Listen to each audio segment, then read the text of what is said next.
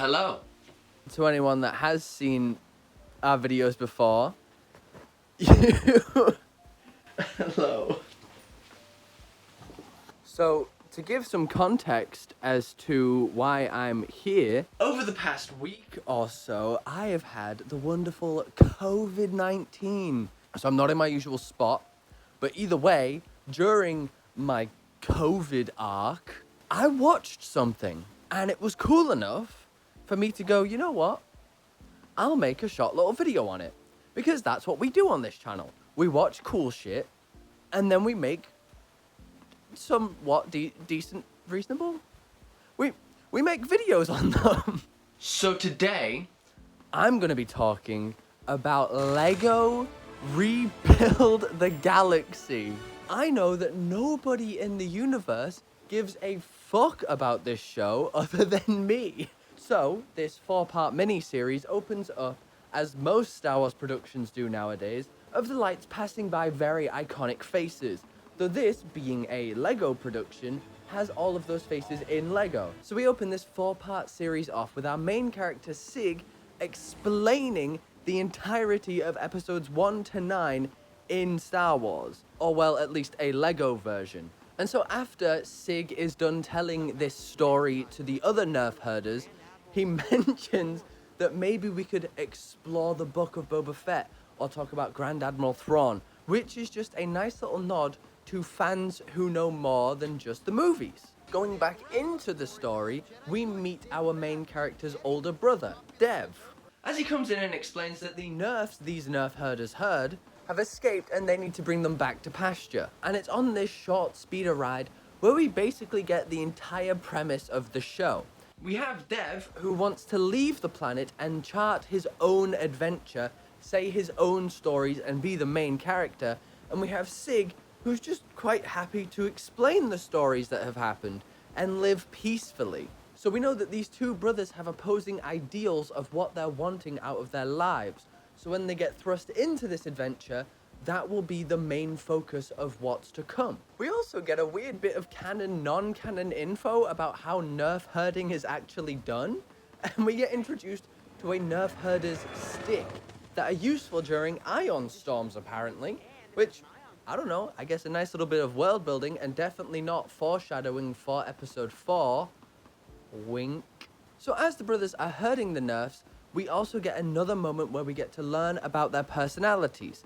Sig wants to do it the traditional way, whereas Dev on his speeder wants to chase all of the Nerfs together and get the job done quickly. So it's do it right versus do it quick. And whilst Dev is speeding around, he crashes into a rock where it is revealed that Sig, our protagonist, is force sensitive. And so after the Nerfs are herded by the Nerf herders herding the Nerfs, we are introduced to our next character, Yessie, the scrappy mechanic girl who I think is supposed to be a romantic interest, but also kind of not. From Yessie's introduction, we learn that she has a very similar mindset to Dev, as she too also wants to escape the planet, but maybe in a more rough and tumble kind of way, as she stole an X-Wing to try and get off planet, or at least to fly around in it, showing that she's more willing to break some rules instead of Dev's approach, which is to just earn enough money. I just want to mention that some of the lines in this show are actually genuinely funny, and not just like kids funny or crass in a hidden way in a kids show specifically just for the adults in the audience kind of funny. I mean, genuinely just comical little lines. I like the modal nodes, but I feel like they only have like one good song, you know? Like, okay, so have fun without me. We always do. Why do you get so awkward or nervous whenever the coolest, most beautiful girl on the planet is around? Oh. Answer my own question. So we have this moment alone with Sig in his room with a droid known as Servo, if I remember correctly, before cutting again to another conversation between the two brothers, where they're arguing about wanting to leave and wanting to stay and how change is not always good, but sometimes change is needed. And as they argue back and forth, an ion storm breaks out where we see the active use of this Nerf herding staff which is really cool that they put so much thought into this random piece of world building. Before Sig goes to try save one of the Nerfs from falling off a cliff, switching places with it accidentally, and falling off with Dev. Well, they kind of got pushed off by the robot that was hinted at in an earlier scene as it was pushing into the table, which is good storytelling, but either way, they fall off a cliff. And so as they're exploring the forest, which they now have fallen into, they stumble upon a Jedi temple, which of course we know, Sig being force sensitive, he manages to open the temple, leading them both inside. And so as they enter the temple that holds the galaxy together, we are introduced to the cornerstone, which is pulled out after, again, another argument between the brothers. But honestly, even though Dev is supposed to be a pushy character and kind of an ass, a lot of the points he's making to Sig make sense. Even though he's not talking kindly, he is saying that Sig needs to live his own life and just experience living, to do things for himself. And in doing so, forces Sig to pull out this cornerstone, which of course leads to... Everything's going to change! I mean, it's bad. That's pretty bad, right? That's a fuck up. That's a real big fuck up. And so as Sig comes out of the now crumbled Jedi Temple, we are introduced to this barren landscape instead of the traditional greeny landscape of Vanessa, and we see a clone trooper. And while I haven't mentioned it in the video so far, this is set after the sequels. So a clone trooper showing up that are in the prequels is pretty fucking weird. But that's when it's revealed that, in this universe, the clones are cloned after Admiral Akbar. Yeah, that's gonna make the Clone Wars a very different show. And just as Admiral Akbar is attempting to capture Sig to give to the Empire, or more specifically a Sith Lord, it's very complicated when you're so used to the original story. Where we get introduced to this universe is Yessie, who is somehow cooler than the original universe Yessie, as she has a gaffy stick and beats the fuck out of all of these clone troopers. And for anyone who doesn't know, a gaffy stick is the traditional weapon of the Tuscans that are normally found...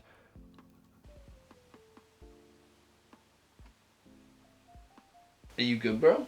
And as we continue on with our now pair going into town, we are introduced to something which I think this show kind of thrives at in an odd way. The designs. Since this universe is set in an alternate universe, the designers are a lot more free to kind of do as they wish. So we end up with things like X-Fighters and TIE Wings, which I know some people will probably dislike, but I personally found it really cool that they got the two most iconic ships from Star Wars and just mashed them shits together.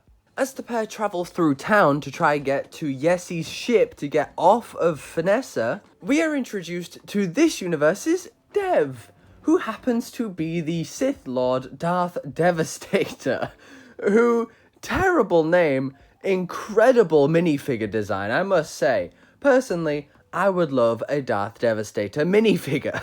But as Sig is all confused and trying to communicate with Darth Dev, he is captured alongside Yessie as they're both taken away for being rebels and knowing the location of the ancient Jedi Temple. And that is when we are introduced to a shadowy figure that we saw earlier in this episode, Jedi Bob. Episode 2 opens up on Mustafar, where normally Darth Vader's castle is. This time we have Darth Devastator's castle, where we learn that Darth Dev's apprentice is Darth Rey, who we have seen show up in the live action once before. As Dev attempts to take the cornerstone from Sig, Jedi Master Barbarian Afo shows up and saves the day. The gang escape the castle and head to the spaceport, where they go to escape on Yessie's ship, which unfortunately gets blown up before Jedi Bob holds B on his controller and rebuilds the pieces into a new ship. This one looks very similar to the Razor Crest that the Mandalorian flies around in, so I'm just going to call it the Razor Crest. As the gang fly away, pieces of the ship get destroyed by Darth Dev in pursuit, when Jedi Bob constantly modifies and adapts the ship to suit the needs of the crew at that very moment, which leads us into Jedi Bob explaining who he is and what type of Jedi he actually is. For this show, they're introducing what is known as Force Builders, which are basically the same thing as Master Builders from the Lego movies, but here it's based around the Force. Force Builders are a secret sect of the Jedi dedicated to creation. But as shines the light, so emerges the dark. Force Builders realized the very fabric of the galaxy was eroding. The Force Builders created a cornerstone to hold it together. As long as the temple was intact, the galaxy could not be unmade. And so as the crew jump into hyperspace and escape, Dev puts out a bounty on them, which will come into play in just a minute. But just before that, we get this small sequence between Jedi Bob and Sig as they train Sig to be one of these Force Builders. They do this by upgrading the Gonk droid Servo, giving him the capacity to talk, which I didn't know I needed in a Gonk droid, but I'm very happy to hear a Gonk droid's opinions. Actually, I reckon you gave me the capacity for speech. And this sequence is cut short by the previously mentioned bounty hunters, which happen to be Ewoks in their own Ewok-style spaceships resembling a Y-Wing. And then to add to all of this, a Naboo Royal Cruiser plated in gold shows up that happens to be Bounty Hunter C-3PO. And so as these two factions now hunt down our gang, we learn that the ship doesn't have enough power to jump into hyperspace once more. So Servo, who is a battery Gonk droid, supercharges the ship and they set off for a crash landing on The only question is, where in the galaxy are we? a watery planet, which we learn is actually Tatooine. On Tatooine, we meet middle-aged Luke Skywalker, who in this universe happens to be a pod racer. Oh, also we get a brief mention of Max Rebo, who also happens to be a pod racer in this universe. The gang try to have a conversation with Luke at Mos Eisley Cantina, where I think Mark Hamill, the actor behind Luke Skywalker, gets to express his opinions about what happened to Luke's character in the sequels. I don't think that it's Mark just riffing or vocalizing his opinions. It's definitely written into the script, but I like that they've given Mark this chance to speak his piece about how badly they did our boy Luke. My own nephew betrays me and kills most of my best friends. And I spend decades alone on an island with something called porgs because I get super sad. And then I come back and use the Force so hard that it kills me? And you want me to help you? And after this conversation with Luke saying fuck no to any of that, we get this genuinely good moment from Jedi Bob explaining the differences between the light side and the dark side of the Force, which I feel recently has been a bit muddled in Star Wars media, but I feel like this is very well spoken. Sig, the Force doesn't work that way. The dark side is loud and obvious, like a big mean Gamorrean kicking you in the head over and over. But the light side of the Force is just a whisper in the back of your mind. In the cantina, we also meet Maul, not Darth Maul, just Maul, who happens to be a rebel, but we believe has actually called the Sith as they show up just a moment later. So Darth Rey and Jedi Bob get into a lightsaber fight, which I haven't mentioned yet, but the entirety of the show, Jedi Bob has mentioned multiple times he isn't too good with a lightsaber. I'm doing my best! That is until Jedi Bob uses his banter skills, distracting Rey long enough for Sig to put her in this. A Mandalorian vault, or a Mandalorian sarcophagus, which we see Darth Maul put in the Clone Wars series. And as we feel like our gang is actually about to win, the rest of the Sith show up, which I will now put the short from Bombastic on the screen, because he explains it much better than I ever could. These are all of the alternate Sith Lords in LEGO Star Wars Rebuild the Galaxy. Darth Jar Jar. He was the Phantom Menace all along, and let's be real, we all knew it. Darth Rose Tico. Arguably, we also knew she was evil. And you're worrying about this Nerf her! Darth Jyn Erso. Somehow I can just never see Jyn Erso being an evil character. Darth Hammerhead, a bit of a deep cut. He's based on Rusty from LEGO Star Wars Droid Tales. Darth Nubs, the Padawan from Star Wars Young Jedi Adventures. Darth Jawa, I think we also always knew. Jawas are evil Sith Lords in disguise. They've got the eyes for it. Darth Rey, she already existed, and obviously is also evil all along. And my personal favorite, Darth Kit Fisto.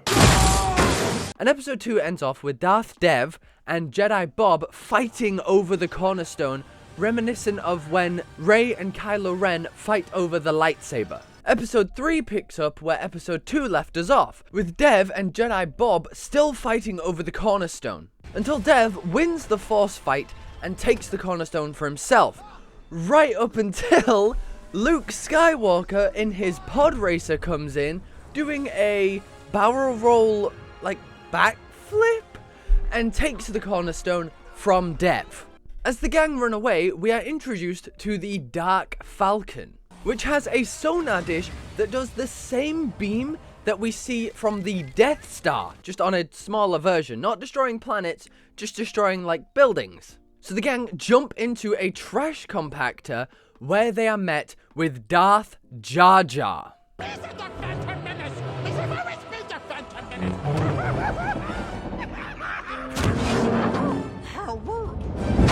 And after whatever the fuck that just was, the gang escape and head to a different planet where they're going to go find the remaining Jedi of this universe. They find this universe's Jedi Council in an AT-AT mixed with a sandcrawler, which is a cool design if not a little clunky. And the members of this universe's Jedi Council will be explained through a YouTube shot that I'm stealing.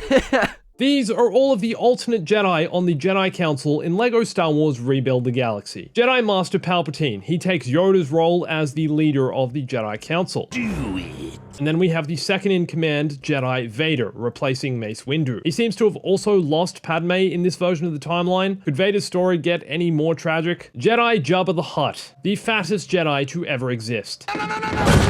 Jedi Cad Bane, he's finally given up his bounty hunting ways to join the Jedi Order. Jedi IG-88, or some other IG droid, which doesn't make any sense considering droids aren't Force sensitive. Jedi Master Count Dooku, who technically was already a Jedi before he turned to the dark side, so I guess in this version of the timeline he just doesn't turn to the dark side and become a Count. Jedi Lobot, a cyborg, half droid, half human, and now all Jedi. And also Jedi Janna, her horse riding days are clearly over. Sig asks the Jedi Council to help him find this universe's cornerstone Jedi temple, so they agree to help him through a guided meditation to be able to call out to the Jedi temple to know where it is. Whilst this is happening, we get a brief moment between Dev and Rey where Dev mentions that there is a spy on the good guys team. Coming back over into the meditation, we are shown Dagobah, a planet we know from the original 3 movies. And while we're learning where the gang needs to go, we are introduced to Princess Leia of this universe, who happens to be the exact same. Princess Leia was told where the gang would be by Maul, who reveals that he did not call the Sith on them, and that he was informing the rebellion that the gang needed help. And after Sig learns where this universe's Jedi Temple is, he asks the Council for help, and for them not to just sit behind and do nothing. So after a heroic speech, Jedi Master Palpatine agrees that the Jedi will help. As the gang get ready to set off to Dagobah, they realize they need an ace pilot to get them through the barricade that the Sith have previously put there. And that is when Leia calls...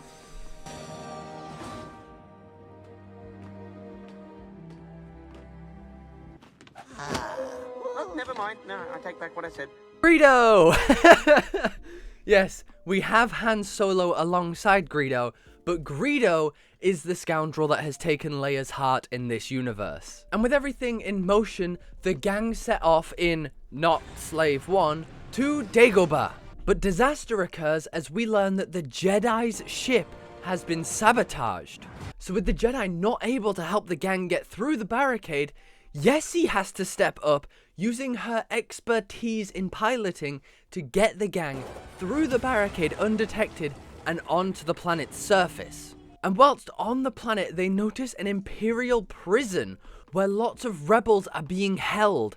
So Yessie, who is accidentally the reason they are there, decides that she needs to redeem herself and goes and frees them all, leaving Jedi Bob, Siggy, and Servo to go find the Jedi Temple alone.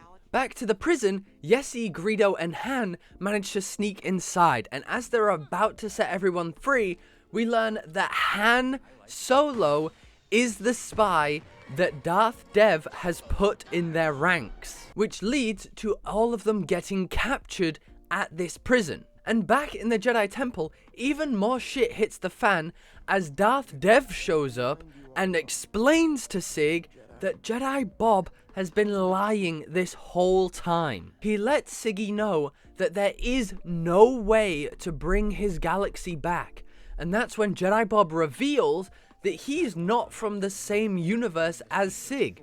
He's from the universe before that one. And with all of this new information making Sig feel conflicted, Dev swoops in and tries to convince Sig to join him in the Empire. But Siggy, knowing that this isn't right and that he still feels that he needs to do the right thing, refuses, leading to the two brothers having a fight. Or well, less of a fight and more of Darth Dev throwing Force lightning at Sig, which is blocked by Servo as he explodes into a million tiny little Lego pieces. And with the death of his gonk droid friend, Siggy gives up and gives the cornerstone to Dev. And that is the end of episode 3. Come, Sig. I have much to show you. I've got bigger plans for the cornerstone. And the final episode of this mini story starts with the same intro, but this time, Servo the gonk droid loses power. Which, honestly, when I watched this for the first time, was like the saddest thing I've ever fucking experienced in any Star Wars media ever. Whose evil idea was that to put that at the start of the episode?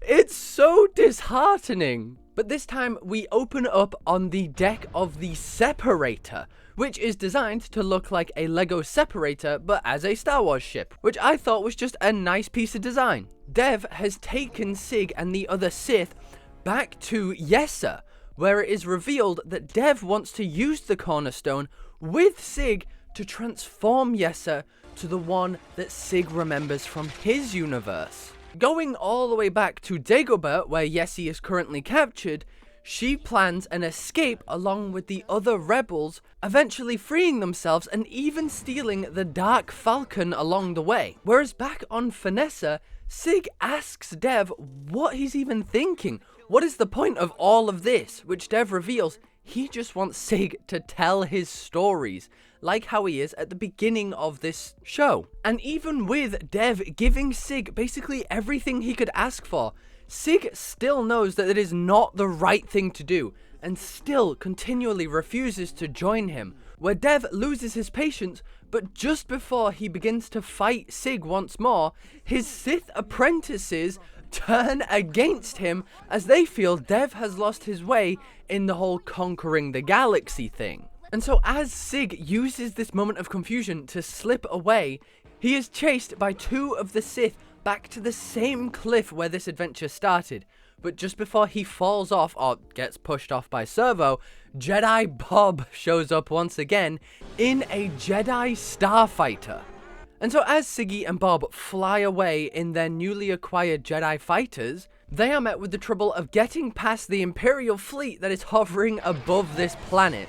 And just as they're being forced to turn back, the rebels and the Jedi show up to help in this final space conflict. And then on top of the rebels and the Jedi helping, the bounty hunters, the Ewoks and C-3PO show up as well, as we learn that Luke Skywalker, using all of his pod racing money, has paid them off to help them in this fight. Which I think is a great callback to a line that was just mentioned earlier in one of the episodes. And whilst everyone is fighting, it gives Siggy and Jedi Bob the opportunity to sneak on board the Separator, where they have a pretty mature heart-to-heart, agreeing that even though they can't go back to their old universes, they have this universe, and that they should make the best of the life that they've been given. And as the duo make their way to the cornerstone, they are interrupted once again by Darth Dev, where Sig now tries to do a reverse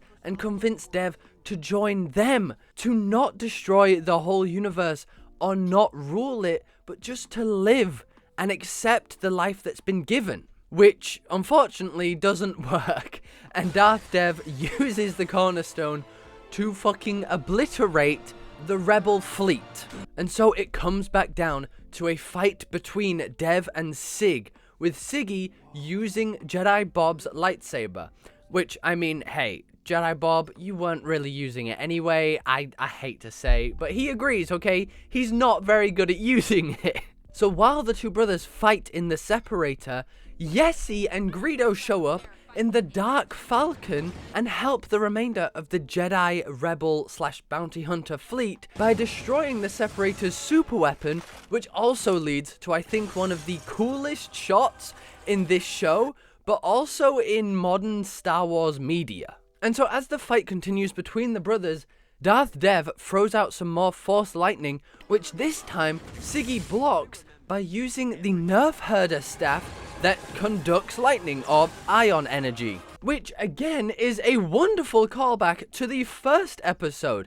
This show does a really good job having these small moments in previous episodes really pay off for the characters. And so with the lightning redirected, it gives Sig just enough time to go and take the cornerstone for himself. And with Dev defeated, Siggy tries once again to talk to the light, to the good in Darth Dev, which kind of works this time as Darth Dev leaves them and runs away. Which this scene and a few scenes yet to come kind of set up for a season 2, which I am more than on board for, because this was a pleasure to watch. And so with the cornerstone back in the right hands, Jedi Bob and Sig make their way to this universe's Cornerstone Jedi Temple, where they place the cornerstone back and even bring Servo back to life, which was a wonderful payoff. And so with everything in this universe fixed and back to the way it should be, the gang get back on board their ship and set off once again into the stars. And just before the show ends, we get this one scene with Darth Rey and Darth Rose where they hire the Landalorian to go and hunt down the crew. And we also get this one moment with evil Grogu. And that's it. That is LEGO Rebuild the Galaxy. While it wasn't a show that was on a lot of people's radars, I don't think, it was still something that I was genuinely impressed by. I went into this show expecting, honestly, nothing, but came out having felt that I watched something that was genuinely good. And for the first time in a little while, I sat down and actually enjoyed something that was made by Star Wars. The show overall feels very lighthearted, but it has moments that are quite serious and sticks to the canon somewhat, but adds a lot of new things that is quite refreshing to the Star Wars universe. And while I understand that they have this freedom to do this because they're not set in the canon universe and they're not trapped behind Disney-fied ideas of what Star Wars should and shouldn't be, I just wanted to say that after watching this 4-part series, I really enjoyed it. And if you haven't seen it and have watched this video, I don't know how you've sat all the way through, but genuinely, go and give it a watch. It's just so much fun. And as for me, see ya.